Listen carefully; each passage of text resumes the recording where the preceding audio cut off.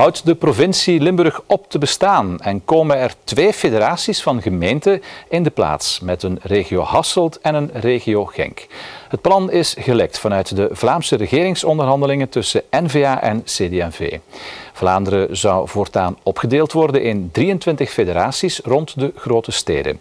Of het plan het haalt, is nog maar de vraag. N-VA stelt de provincies ter discussie, de CD&V wil ze behouden. Vergeet de provincie Limburg spreekt voortaan van de regio Hasselt en de regio Genk. De 5 Vlaamse provincies afschaffen en vervangen door 23 federaties van gemeenten.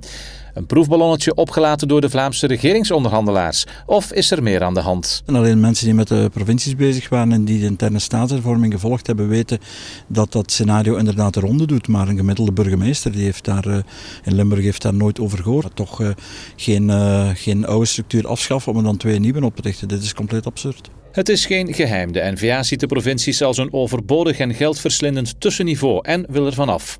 De CD&V geeft flink tegengas. Vraag is of het nieuwe plan wel zo kostenbesparend is. Die kostenbesparing, ja, die zal dan de N-VA moeten uitleggen, want ik zie ze echt niet zitten. Dat is het politieke spel. De N-VA heeft gezegd, wij willen de provincies afschaffen. Zij willen dat nu gewoon op een konto kunnen schrijven.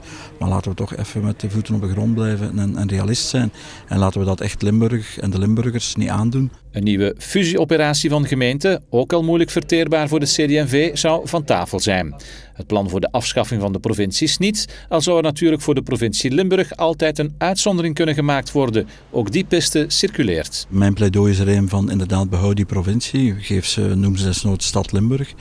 Zorg wel dat het ook een politieke vertegenwoordiging is vanuit gemeenten en steden. En laten we dan kijken hoe dat we zo goed mogelijk voor de Limburger kunnen werken en vooral ook de steden en de gemeenten kunnen ondersteunen. Ik denk dat wij er het beste mee gediend zijn met die structuur te behouden, zodanig dat we ook met één stem in Brussel kunnen blijven spreken. Tegen eind volgende week zou het Vlaamse regeerakkoord rond moeten zijn, dan weten we wellicht meer.